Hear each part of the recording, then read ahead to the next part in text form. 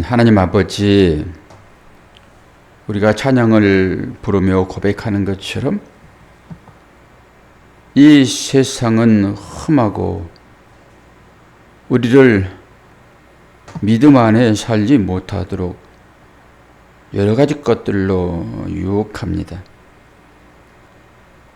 약하기만 한 우리의 믿음 가운데 사는 저희들이 그럴 때마다 비록 쓰러지기도 하지만은 하나님께서 내 손을 잡아 이끄실 때 우리는 발목에 힘을 얻고 일어설 줄로 믿습니다. 성경에 나와 있는 수많은 믿음의 사람들도 그렇게 살았고 때로 열매를 하나님께 드리기도 하지만은 그렇지 못한 사람들도 보게 됩니다. 하나님께서 오늘 비록 베냐민 족속으로 약하기만 한 그를 기름 부어 세우실 때 하나님의 마음은 또 어떠했는지, 또 사울의 마음은 어떠했는지 그 상황들을 통하여서 보게 하시고 그 과정 중에 우리를 부르신 주님의 은혜를 깨닫게 하여 주옵소서. 예수 그리스도의 이름으로 기도하옵나이다. 아멘. 사무엘상 10장입니다. 1절에서 16절 제가 봉독합니다. 이에 사무엘이 기름병을 가져다가 사울의 머리에 붓고 입맞추며 이르되 여호와께서 내게 기름을 부으사 그의 기업의 지도자로 삼지 아니하셨느냐? 내가 오늘 나를 떠나가다가 베냐민 경계 셀사에 있는 라헬의 묘실 곁에서 두 사람을 만나리니 그들이 내게 이르기를 내가 찾으러 갔던 암나기들을 찾은지라 내 아버지가 암나기들의 염려는 놓았으나 너희로 말미암아 걱정하여 이르되 내 아들을 위하여 어찌하리요 하더라 할 것이요. 내가 거기서 더 나아가 답을 상소리 나무에 이르면 거기서 하나님을 배우려고 베들로 올라가는 세 사람을 만나리니 한 사람은 염소 새끼 셋을 이끌고 한 사람은 떡 세 덩이를 가졌고 한 사람은 포도주 한 가죽 부대를 가진지라. 그들이 내게 문안하고 떡 두 덩이를 주겠고 너는 그의 손에서 받으리라. 그 후에 내가 하나님의 산에 이르니 그곳에는 블레셋 사람들의 영문이 있느니라. 내가 그리로 가서 그 성읍으로 들어갈 때에 선지자의 무리가 산땅에서부터 비파와 소고와 저와 이 저는 피리입니다. 저와 수금을 앞세우고 예언하며 내려오는 것을 만날 것이요. 내게는 여호와의 영이 크게 임하리니 너도 그들과 함께 예언을 하고 변하여 새 사람이 되리라. 그 징조가 내게 임하거든 너는 기회를 따라 행하라. 하나님이 너와 함께 하시느니라. 너는 나보다 앞서 길갈로 내려가라. 내가 내게로 내려가서 번제와 화목제를 드리리니 내가 내게 가서 내가 행한 것을 가르칠 때까지 7일 동안 기다리라. 그가 사무엘에게 떠나기로 몸을 돌이킬 때에 하나님이 새 마음을 주셨고 그날 그 징조도 다 응하니라. 그들이 산에 이를 때에 선지자의 무리가 그를 영접하고 하나님의 영이 사울에게 크게 임함으로 그가 그들 중에서 예언을 하니 전에 사울을 알던 모든 사람들이 사울이 선지자와 함께 예언함을 보고 서로 이르되 기스의 아들에게 무슨 일이 일어났느냐? 사울도 선자들 중에 있느냐 하고 그곳에 어떤 사람을 말하여 이르되 그들의 아버지가 누구냐 한지라. 그러므로 속담이 되어 이르되 사울도 선자들 중에 있느냐 하더라. 사울이 예언하기를 마치고 산당으로 가니라. 사울의 숙부가 사울과 그의 사원에게 이르되 너희가 어디로 갔더냐? 사울이 이르되 암나기들을 찾다가 찾지 못함으로 사무엘에게 갔었나이다 하니 사울의 숙부가 이르되 청하노니 사무엘이 너희에게 이런 말을 내게 말하라 하니라. 사울이 그의 숙부에게 말하되 그가 암나기를 찾았다고 우리에게 분명히 말하더이다 하고 사무엘이 말하던 나라의 일을 말하지 아니하니라. 아멘. 지금 9장 전체가 10장과 어우러져 가지고 사무엘이 기름을 붓는 그 장면이 나오잖아요. 9장 25절부터 나오는 거니까. 그리고 이 일은 공개적으로 행하여지지 않습니다. 마지막 부분이 그런 의미를 갖잖아요. 말을 하지 아니하였다. 여기서 숙부라고 얘기를 했는데 이건 사랑하는 자 이런 거예요. 물론 삼촌 뭐 그런 작은아버지 이런 의미도 있지만 사랑하는 자입니다. 근데 물어보는데 옛날에 한번 물어봤죠. 엘리도 이 사무엘에게 하나님께서 너에게 뭐라고 하더냐? 네가 제대로 말하지 않으면은 내가 너에게 죄를 묻겠다. 이렇게 해버리잖아요. 그때 사무엘은 정확하게 하나님의 말씀을 하죠. 근데 오늘 이 사울은 자기 숙부에게 얘기를 하지 않습니다. 그렇다라고 하는 것은 이 일이 은밀하게 지금 진행되어지고 있다라고 하는 거예요. 결국 이제 대관식을 하게 될 것입니다. 정식적으로 선포하고 대관식을 하기 전에 하나님의 예언이 여기에 드러나 있는 것이죠. 다윗도 똑같이요. 다윗도 똑같이 사울에게 공격을 받고 그러기 전에 그 양치던 때 그때 기름을 이제 먼저 붓잖아요. 왕으로 먼저 세우잖아요. 이게 언약입니다. 이 약속이지요. 이 비밀스러운 거잖아요. 나에게만 살짝 주어지는 그런 약속이죠. 그러니까 이 약속을 붙잡고 있느냐지요. 하나님의 약속은 변개함이 없습니다. 그러니까 이 하나님의 약속을 내가 믿음으로 가지고 있느냐 이거지요. 그렇게 가지고 있는 사람은 하나님의 나라에 영원히 하나님과 함께 살 것입니다. 그런데 이것을 가지고 있지 않으면 희미하지요. 기름 부음이 나에게 있었는지 이것을 요한계시록에서는 인치다 이런 거잖아요. 인친다라고 하는 건 뭐예요? 머리에 죄수는 너는 죄인이라고 여기가 인두로 찢어버리잖아요. 머리에다 죄인이라고 도망자 이렇게 종 이렇게. 그러니까 이것을 감추려고 이 머리에다 두건을 썼습니다. 종들이. 이게 인침이에요. 도장 찍는 거잖아요. 도장인이니까. 그러니까 저와 여러분에게 이 인이 찍혀 있느냐죠. 이걸 믿음이라고 얘기하죠. 이게 겉으로 새겨져 있으면은 이것을 할례라고 얘기하는 거죠. 그런데 할례는 마음에 새기는 것이니까 이 마음에 그 믿음이 나한테 있느냐라고 하는 거잖아요. 근데 오늘 전체적으로 쫙 스토리를 보면은 되게 재밌어요. 그리고 그 과정 중에서 또 기름을 짜내듯이 이 수고로움이 따르게 되면은 깊은 물에서 우물을 생수로 퍼올리는 그런 기쁨이 여러분들에게 있을 것입니다. 저도 그런 기쁨이 있지요. 그러나 깊은 물에서 우물을 퍼올리라고 그러면 수고로움이 따라요. 땀을 뻘뻘 흘려야 됩니다. 사람이 머리를 많이 쓰게 되면요, 구토가 납니다. 여러분 그 정도까지는 안 하시잖아요. 저도 이제 말씀을 연구하다 쉬고 계속 그러거든요. 왜 그래요? 머리가 아프니까. 속에서 울렁거리고 막 그러거든요, 이게. 젊은 사람들은 이런 것들이 더 잘 됐지요. 나이가 들면 들수록 머리를 쓰기 싫어해요. 사람의 육신이라고 하는 것은요, 자기가 싫어하는 건 안 하려고 그럽니다. 그렇게 나이가 들면은 다 귀찮아지는 거예요. 왜 그래요? 싫어하거든요, 몸이. 뇌도 몸의 부속품이에요, 뇌도. 나이 들면은 뇌도 싫어한다니까요.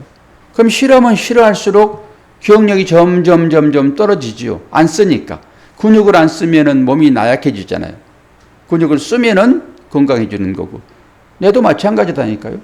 근육을 계속 써보세요. 내 근육을. 근데 고사님은 쓰기 싫어하시죠? 그리고 이제 가만히 누워가지고 야, 죽 좀 써와라. 나 좀 살게 떠 먹여줘. 나 은혜 받게 말씀 좀 잘 퍼올려서 좀 먹여줘. 나 이제 그거 이제 손 가가지고 뻗어서 그것도 먹기 싫다. 네가 와가지고 좀 먹여줘. 이렇게 가면 안 돼요. 그러면 치매 걸려요. 이렇게 해야 돼요. 자꾸 묵상을 해야 되고 말씀을 듣게 되면 찾아보고 그 말씀을 자꾸 보고 묵상을 하고 생각을 하고 그래야지 하나님의 마음을 뭐 느끼든지 뭐 깨닫든지 할 거지.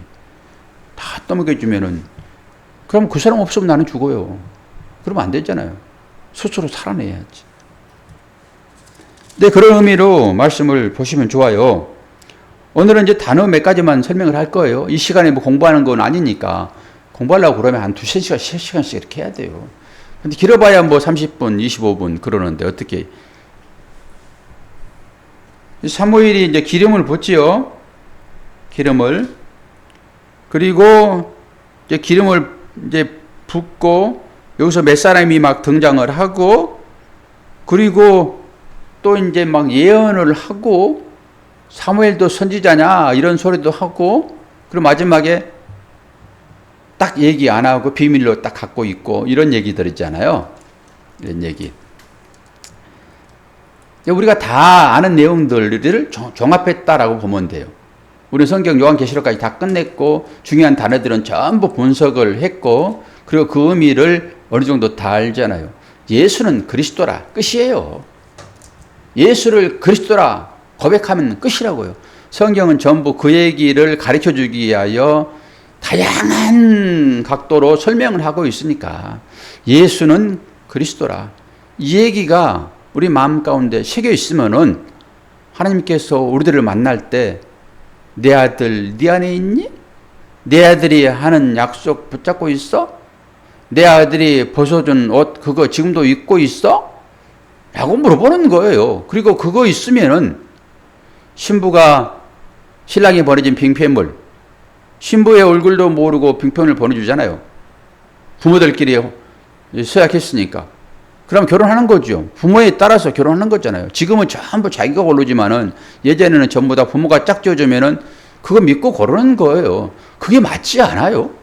그게. 부모가 얼마나 자녀들을 사랑해요. 모든 것을 다 배경으로 깔고 알고 이 사람이 너에게 맞겠다 라고 그냥 부모들끼리 언약하고 자녀들 결혼하잖아요. 그게 맞아요. 우리가 하나님 말씀 측면을 보게 되면은. 근데 지금은 이제 개인주의가 돼가지고 부모 생각과는 전혀 달리 내 마음에 합당해야 되는 거잖아요. 하나님의 마음에 합당한 자로 살면 되는 거예요. 이게 순종인 것이니까. 성경의 관점에서 모든 것을 해석하면 맞아요. 근데 지금은 전부 문화가 바뀌어가지고 그러지 않지요. 내 마음에 합당해야 되는 거잖아요. 이게 아담이에요. 하나님의 손을 뿌리치고 나와가지고 지 맘대로 살고 싶은 이 아담의 특성이 우리 가운데 있단 말이에요. 보면 볼수록 살면 살수록 아버지 부모의 말에 순종하며 살면 되는 거예요. 이게 하나님의 말씀에 순종하며 사는 것이잖아요. 그분이 나를 만들었잖아요. 나를 나보다 더 잘하시는 주님, 어쩌면 나보다 나를 더 잘하시죠. 우리 부모가. 희원했으니까. 그러니까 상대방도 그를 더 잘 알아요. 그 부모를 보면은 자녀를 볼 수 있고요. 그 자녀를 보면은 그 살아왔던 부모를 볼 수 있습니다. 그럴 수밖에 없죠, 뭐. 그래서 서로 간에 잘 살아야 되는 거죠. 우리가 잘못 살면은 우리의 부모인 하나님이 욕먹어요. 아무리 전도하고 싶어도 내가 잘못 사는데 전도가 됩니까? 나의 삶을 통해서 하나님이 드러나고 있는데. 안 돼요. 그런 부분에 있어서. 그래서 잘 살아야 돼요. 이제 사울이 이제 기름을 부음을 받잖아요. 기름 부음을 받는다. 그리고 이제 입 맞췄다. 그리고 나서 하는 얘기가 뭐라고 그래요? 여호와께서 내게 기름을 부으사 그의 기업의 지도자로 삼지 아니하였느냐. 이거 누가 하는 얘기예요, 지금? 사무엘이 하는 얘기잖아요. 사무엘이 기름을 붓잖아요, 지금. 사무엘이 기름병을 가져다가 사울의 머리에 붓고 입 맞추잖아요. 그리고 나서 사무엘이 뭐라고 그래요? 여호와께서 내게 기름을 붓지 아니했냐? 무슨 말 같습니까? 이것이. 하나님은 누군가를 통해서 하나님의 일을 하세요. 그게 하나님의 일이라니까요.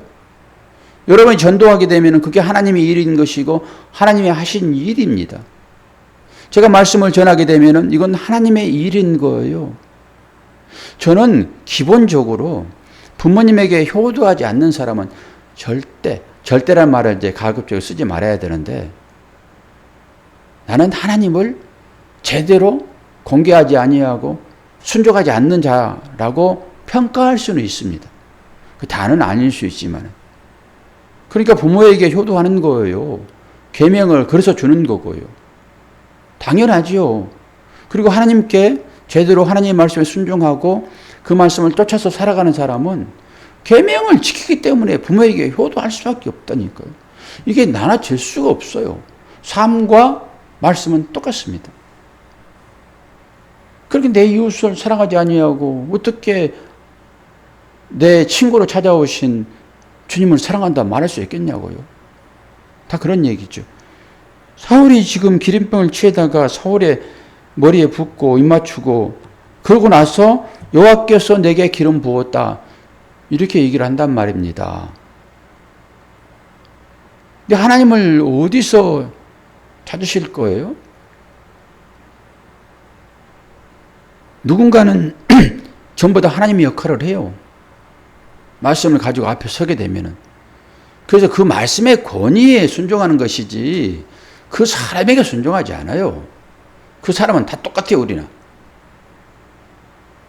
사울도 마찬가지고 사무엘도 마찬가지고. 인간은 전부 육을 입고 있기 때문에 다 똑같죠. 근데 하나님께서 권위를 주잖아요, 지금. 사울도 보통 베냐민 기스의 아들, 사람이란 말이에요. 그런데 사무엘을 통해 가지고 기름을 붓잖아요, 지금. 그리고 나서 이제 일들이 일어나는 거예요, 일들이. 첫 번째 사람을 만나는데, 첫 번째 사람은 두 사람을 만납니다. 이게 2절이잖아요. 이게 뭐 셀사에 있는 라헬의 묘실 곁에서 두 사람을 만나리니, 그럼 여기에 셀사에 있는 라헬의 묘실이 등장하잖아요. 그럼 이거 다 찾아봐야 돼요. 그러면서 의미를 깊게 깨달아야 되려고 그러면 물을 길러 올려야 돼요. 이 수고로움이 따른단 말이에요. 왜 굳이 라헬의 묘실 얘기를 하냐고요. 저는 건너뛸 거예요, 이런 부분은. 거기서 두 사람을 만나요. 이 두 사람을 만나는데 어떤 얘기가 나옵니까? 네가 찾으려 갔던 암나기들을 찾은지라 내 아버지가 암나기들의 염려를 놓았으나 너희로 말미암아 걱정했다라고 하는 거예요. 여기서 두 사람을 만나요. 두 사람. 근데 아버지가 등장을 하고 아버지가 보내가지고 그 시종과 함께 사울이 암나기 찾으러 갔잖아요, 지금. 아버지의 말씀을 따라서 순종하는 사울입니다. 그런데 그 찾으러 나갔던 자들은 암나기는 찾지 않고 지금 엉뚱한 일을 하고 있잖아요, 지금. 근데 아버지는 이제 암나기를 찾습니다. 그리고 나서 암나기보다 더 중요한 아들들을, 시종을 생각을 하는 거지요. 이것도 생각을 깊게 해봐야 돼요. 재밌습니다. 이런 거 연구하면은. 그리고 3절. 내가 거기서 더 나아가 다볼 상수리 나무에 이르면 거기서 하나님을 배우려고 베들로 올라가는 세 사람을 만날 것이다. 여기가 중요해요. 앞부분은 그냥 그 아버지, 그게 두 사람 이런 것도 이제 둘 하고 하게 되면 이게 뭐 복수로서의 하나, 둘, 셋, 넷 이런 게 아니라 이 쌍수가 아니라 양수예요, 양수. 이런 부분이 되게 재밌어요. 언어를 공부를 하면서 풀어내면은. 그래서 짝이라는 의미가 있어요. 짝은 둘이 하나 되는 게 짝이에요. 하나, 둘 해가지고 셋, 넷 이런 게 아니에요. 둘이라고 하는 말은 저희 짝이에요, 짝. 그래서 노아의 홍수 때 짐승들을 암수 짝으로 들이잖아요. 이 짝이에요, 짝. 그건 하나를 얘기하는 것입니다. 이쪽 편에 있는 거, 반대편에 있는 짝이에요, 짝. 그 말씀도 전부 그런 식으로 보면 돼요. 오늘의 초점은 그게 아니니까. 그리고 여기에 이제 베델로 올라가는 세 사람, 이 베트엘, 이거는 하나님의 집이에요. 하나님의 집, 성소로 올라가겠죠. 하나님이 올라가서 뭐 하겠어요? 제사 드리겠죠, 당연히. 이게 중요하겠죠, 이제. 이런 부분도 슬쩍 지나갈 거예요. 여기에서 이제 염소 새끼 셋, 제물이겠죠, 당연히. 그리고 떡 세 덩이, 그리고 포도주 한 가득 부대. 포도주는 분리할 수 없잖아요. 뭉쳐있기 때문에. 포도 송이는 하나하나 분리하겠지만은, 그래서 포도는 송이로 치는 것이지 하나하나 분리하지 않아요. 그래서 다 같은 의미예요, 이게. 세 사람이 올라가는데 염소 새끼 셋, 떡 세 덩이. 그런데 이게 떡 세 덩이를 가지고 가는데 두 덩이만 줘요. 또 여기에서. 이런 것이 재밌는 구절이란 말입니다. 그리고 이 염소 새끼, 그리고 떡, 그리고 포도주. 나오지요? 무슨 말인지. 떡과 포도주, 성찬식, 이게 다 예수님을 상징적으로 보여주고 있는 그 일들이잖아요, 지금. 그들은 제사로 가지만은 우리는 예수님 시대를 살고 있는 것이니까 이런 부분을 그런 식으로 해석을 해야 돼요. 그 일들이지만은. 그리고 이제 그들이 찬양을 하고 내려옵니다. 거기서 성령이 갑자기 임하죠. 그러니까 사울이 능력을 받아가지고 선지자가 됩니다. 선지자가. 그러면서 뭐라고 얘기합니까? 9절에 그가 사울에게서 떠나려고 몸을 돌이킬 때에 하나님이 새 마음을 주셨고 그날 그 징조도 다 응하리라. 오늘 초점이 여기에 있습니다. 말씀 초점. 기름 부음을 받는다라고 하는 건 당연히 그리스도, 이게 기름 부음 받는 거잖아요. 그리고 히브리어로 말하게 되면은 메시아. 이건 알라 뭐예요? 히브리어는 메시아 그러죠. 우리가 얘기하는 메시아. 이것을 이제 헬라어로 얘기하면은 크리도, 그리고 뭐 그리스도, 여러 의미로 이제 쓰여져요, 단어가. 그리고 요한 1서에는 3번을 등장하는데 거기에 기름 붓다라고 하는 의미가 크리스마로 등장을 해요. 크리스마. 크리스마 그러면은 이제 우리가 얼른 떠오르죠. 12월 25일을 뭐라고 그럽니까? 권사님? 크리스마스라고 그러잖아요. 거기서 나온 거예요. 크리스마. 거기다 숫자 붙여가지고 기름 붓는 자. 기름 붓는 자가 누구예요? 당연히 예수 그리스도죠. 그렇게 기름을 이제 붓게 되면은 어떤 일이 일어나죠? 기름은 누구에게 부어집니까? 오늘 그리스도와 기름 붓는 자와 새 마음만 얘기할 거예요. 조금 시간이 갈 수도 있겠네. 우리가 이제 기름 붓는 자, 이걸 이제 정리 다 됐잖아요. 예수는 그리스도라고 하는, 이 그리스도가 기름 붓는 자니까 오늘 또 기름 붓잖아요, 지금. 그럼 그리스도로 만드는 거거든요, 지금. 이 사울을 그리스도로 만드는 거예요. 여기도 기름 붓다도 그 단어를 쓰고 있어요, 지금. 마사흐라고 하는 단어를. 그럼 뭐예요? 이에게도 기름 부어지는 거예요. 이것도 그리스도 되는 거예요. 사울 그리스도. 이렇게 된다고요, 이게 똑같이. 예수라는 사람이 그리스도 되는 것처럼 도수 그리스도, 영난 그리스도. 그렇게 되는 거예요, 이게 다. 사울 그리스도. 이렇게 된다니까요. 메시아. 똑같은 단어를 쓰고 있으니까. 그럼 누구에게 기름이 부어집니까? 예수님을 삼중직이라고 얘기하죠. 누구에게 기름을 부을까요? 김문사님. 왕에게. 그리고 제사장에게. 그리고 선지자에게. 그러니까 임명할 때 기름 붓는 거예요. 그래서 우리가 목사 안수식 때 기름 붓고 우리 이제 안수 집사나 안수 권사나 장로님들 기름 붓잖아요. 이런 의미예요, 이게. 기름 붓는다라고 하는 것은 직분자로 세우는 거란 말이에요. 그래서 예수를 그리스도라 얘기하는 것은 그분을 나의 주, 나의 왕에게 기름 부으니까 당신은 나의 왕이에요. 나의 이 소유격이 꼭 들어가야 돼요. 나와 상관이 있어야 되는 것이니까 당신은 나의 왕이에요. 나의 제사장이에요. 나의 선지자예요. 이런 거잖아요. 그리고 제사를 드릴 때 거기 안수하잖아요. 이 기름 부음이거든요. 그러면 제물이 죽는 거잖아요. 그리고 이것을 신약에 넘어오게 되면은 마리아가 예수님께 뭐 하죠? 기름 붓잖아요. 마리아가 예수님께 기름 붓잖아요. 그런데 그것을 눈이 트이지 않으면은 왜 그 비싼 것을 허비하니? 라고 얘기를 해요. 제자들이. 가룟 유다가 얘기하지만 다 그렇게 얘기한다라고 하는 거예요.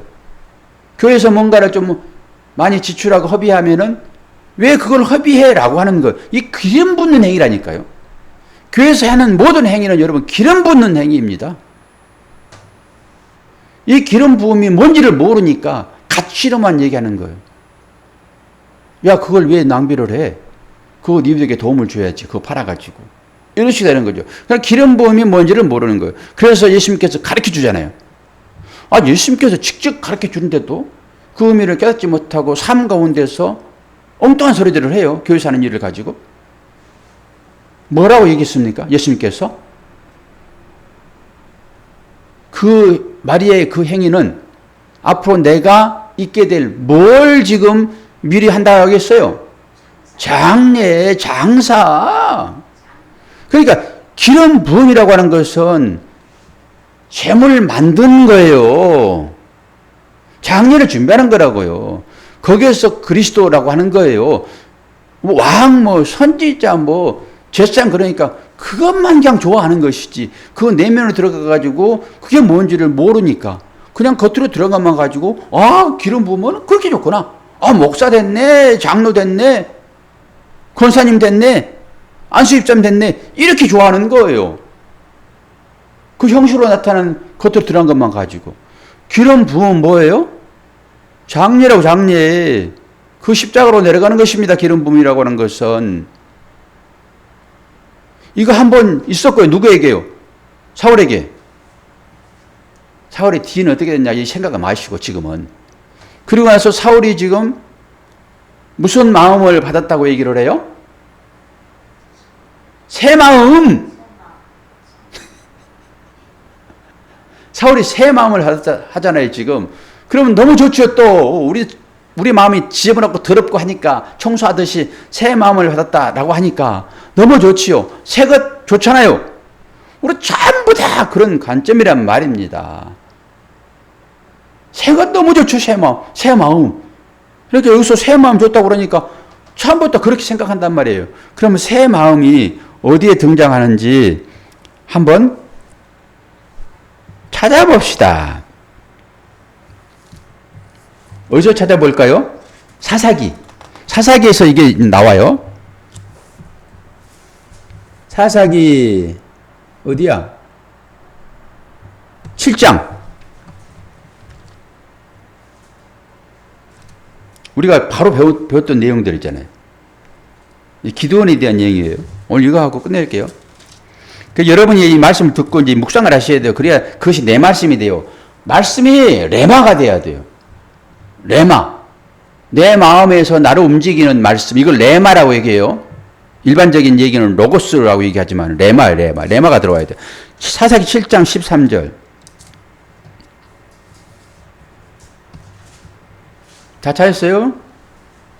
요거 하고 끝날 거예요. 새 마음이 여기 나와요.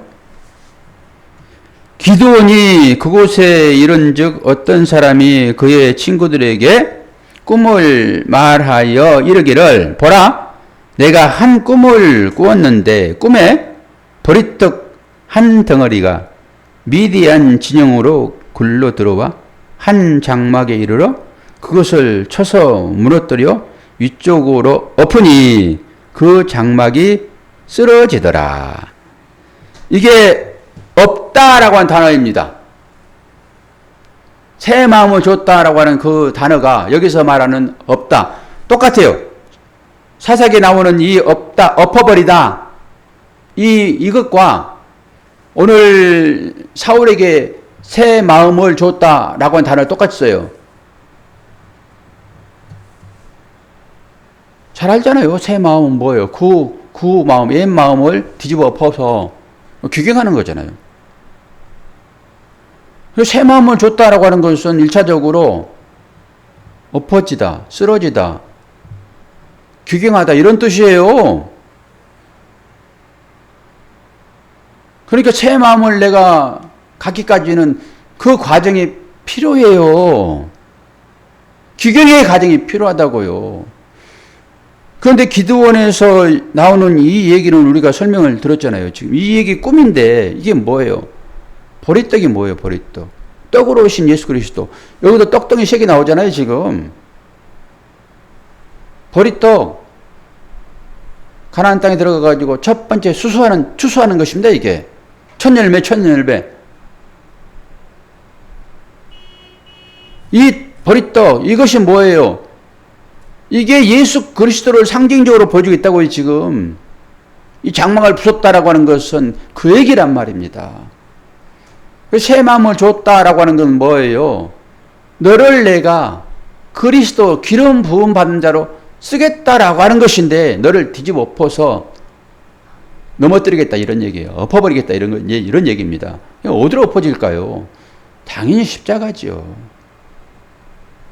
당연히 십자가가 뭐예요? 자기 부인 아닙니까?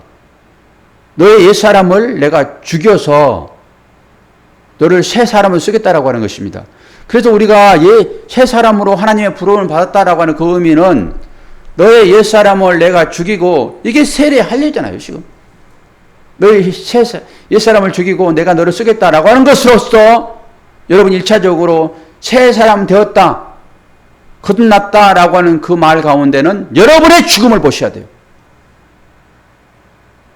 세례받고 죽어있는 나를 보셔야 되고 할례받고 내 존재가 없어진 것을 보셔야 되고 그런 다음에 내가 새 사람 된 것이지 뭐 새 마음을 줬다라고 하니까 그냥 그것만 관심이 있는 거예요. 그것만. 기름 부었다라고 하니까 와, 나 왕 됐구나. 나 제사장 됐네? 앞에서 거들먹거리면서 호령하고 있는 그것만 바라보니까 전부 세상 가치로 이 말씀을 보면은 이 말씀이 보입니까? 안 보이지? 오늘 사울이 그런 과정으로 부름을 받는 것입니다. 주님의 제자라고 일컬어지는 우리들은 주님께서 하신 이 얘기를 똑바로 들으셔야 돼요. 나의 제자가 되려거든 너를 부인하고 자기 십자가를 져야지만이 나를 따를 수 있다라고 하는 것은 너 부인 됐어. 너 우상 찾아 떠났던 그 세상 욕심 다 내려놓고 너 새 마음 받았어. 그리고 그 옛사람 너 지금 보고 있어. 지금 너 따라올 때마다 그거 자꾸 물리쳐야 돼. 그거.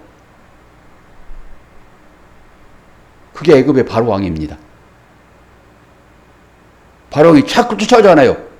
출애굽하는데 다 배웠잖아요. 우리가요. 이런 부분들을. 너 못 가. 나하고 같이 살아야 돼. 여기에서. 그런 유혹이 여러분의 귓가에 맴돌 것입니다. 온전히 내가 죽어질 때까지. 그래서 그거 보라는 거예요. 부인된 자기를 보라는 것입니다. 그러니까 요단강 건너가지고 오늘 길갈 나오잖아요. 길갈. 거기에요. 여호수아가 요단 속에서 돌 갖다가 어디에 세웁니까? 여기 길갈이에요. 길갈. 여기 오늘 나오는 길갈. 단어 하나하나가 전부 우리가 배웠던 내용들이 다 들어있습니다. 그리고 그 길갈을, 그 돌을 어디서 맞춰보라는 거예요? 어디에 가서 맞춰보라는 거예요? 그거 요단강 속에 들어가서 맞춰보라는 거예요. 나를 대신하여 내 예차 주님이 끌어안고 거기 계시잖아요. 지금 물론 주님 부활하셨죠. 끌어안고 거기 있잖아요. 지금 나의 사람, 새 사람 된 너야. 그 속에 들어가가지고 그거 가끔 봐야지. 사람이 이 혼이 떠나면요, 일반 사람들도 자기 시체를 내려본답니다. 그런 얘기들을 가끔 하잖아요. 딱 떠났더니 자기가 누워있대. 그래가지고 뭔가 모르게 다시 들어온대 또.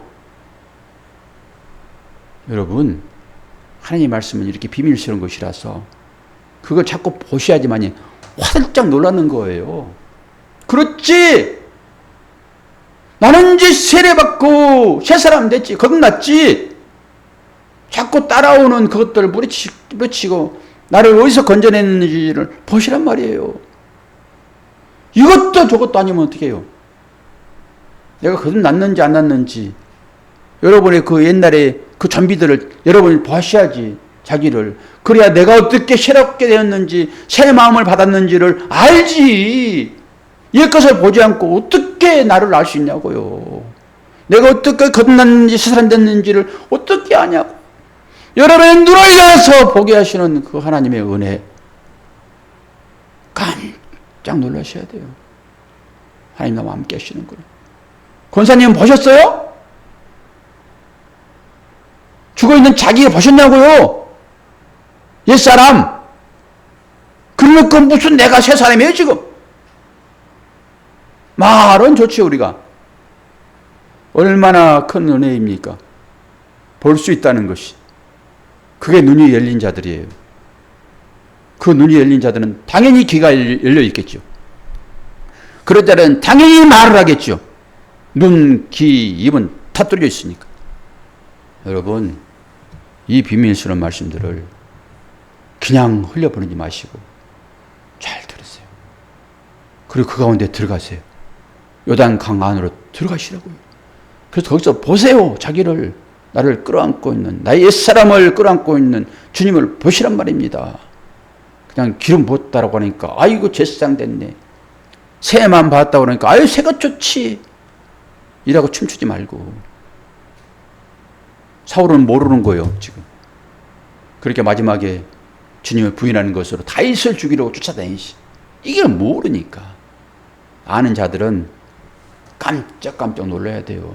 아는 자들은 자꾸 따라오니까. 기도하겠습니다. 하나님 아버지의 사랑과 은혜를 감사합니다. 하나님이 누구이신지, 나를 어떻게 인도하시는지 하나님의 손길을 알지도 못하고 막연히 하나님을 찾고 있지는 않는지 주님 보게 하여 주옵소서. 하나님께서 나에게 뭘 주어서 좋은 것이 아니라 하나님이 나와 함께 하신다는 이것 자체로 기뻐할 수 있는 우리가 되기를 소망합니다. 그래야 천국 가서 하나님이 계시지 않으면 당연히 뛰쳐내려올 것이지. 하나님 없는데 아무리 좋은 것 주어진 천국이 무슨 의미가 있겠습니까? 주여 깨닫게 하시고 이제는 믿음 안에 들어가 새 마음을 얻는 진정한 우리의 삶이 될 수 있도록 은혜 허락하여 주옵소서. 예수 그리스도 이름으로 기도하옵나이다. 아멘.